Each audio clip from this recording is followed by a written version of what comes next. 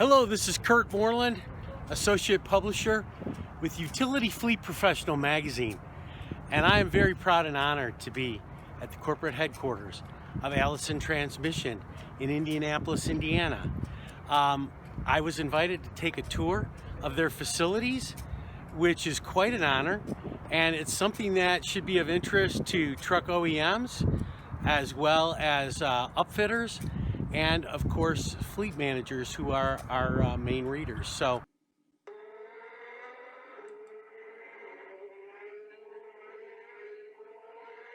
Here you go. all right, hi, Kurt Moreland, Associate Publisher with Utility Fleet Professional, and I'm behind the wheel of a truck here at the Allison Transmission Proving Grounds, and I'm learning about the benefits of their automatic transmission, and that's with the computer assisted shift. Is that kind of right? Mm-hmm. And I'm pulling a big load of gravel, I think, behind me.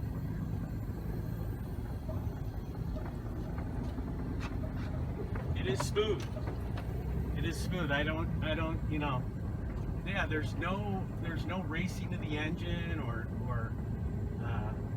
shifting. It's just so smooth. It's amazing. What a difference. And it's almost like driving a big SUV.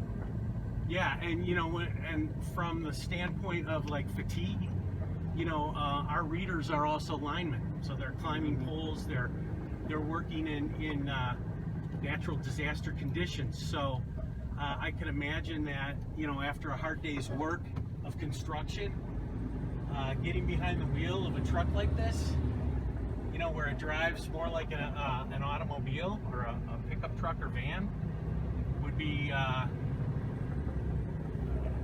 definitely an increase in their quality of their job, and much more enjoyable and ergonomic too.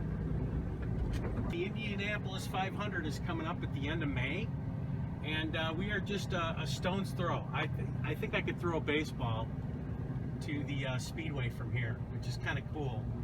The history that they have associated with the Indianapolis Speedway, and going back to Mr. Allison in I believe 1915. Yes. So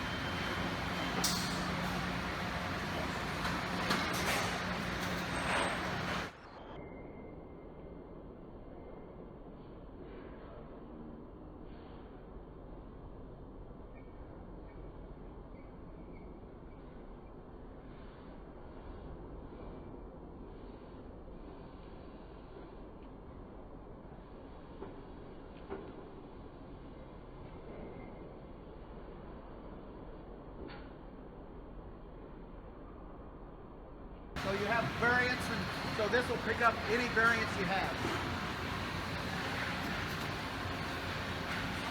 If green light came up right there, Kurt, and that means it's a good unit. It's going to go to the next station. You'll see the guardrails going up and down, because if it steps up on there, it kills the power. This operator gets that station going, then he walks up, Jeff walks up and does work at the next station. So while that's running, he's being efficient at the next station. So those are the kind of things we do. PTO opening, what'll happen is, so these go to an OEM, the transmission goes to the OEM, and then once it gets to the bodybuilder, they're going to pop this plate off and they'll put a pump on there, a PTO, a Muncie or a Chelsea PTO, and then an accompanying pump, and that's the hydraulics for the unit. So there's going to be something hanging here which connects to a gear on the inside here, and then that gear turns the PTO pump on the back, and then that's how you get the hydraulics for the whatever it is, the digger derrick, the boom for the utility truck, the outriggers, whatever it is, a winch.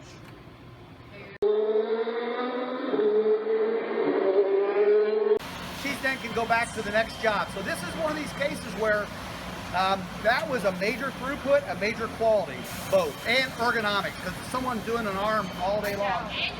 And this is like the engine over here. It's going to hook up to our torque converter in, and then the output's going to come in, and it's going to pump oil in.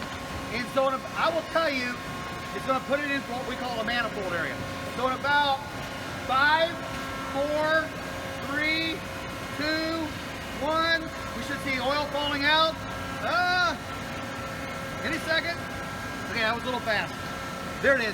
Can you see it coming out? So basically it's pushing out air, and we're getting ready to run a test. Now it's going to run a full cycle test of shifting, checking for torques and going parking, reverse, and this is all going to be done in about a 3.5 or so minute cycle. And then the supervisor will come around and say, hey, I'm in the CMOD area. Where am I going to go? And they'll look at that board over there. And that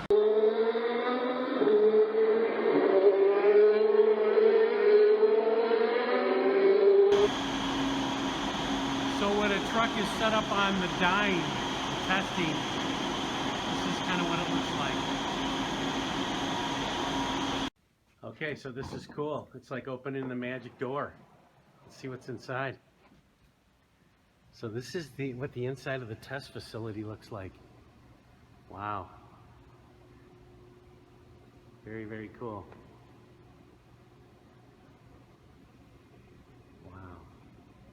It's a program to the dyne itself, and it creates a resistance on the rolls.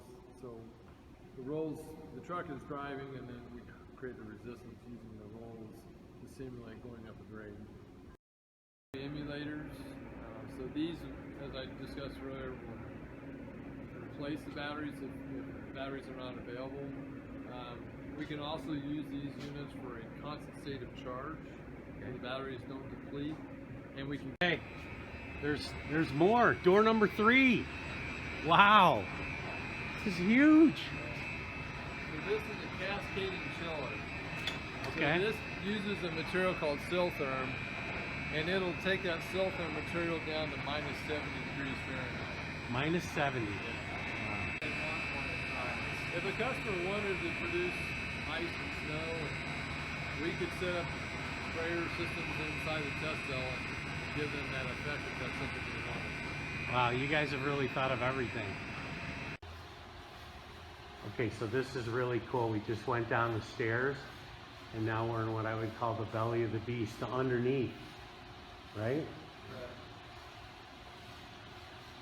This is what makes everything upstairs in the lab, helps it work.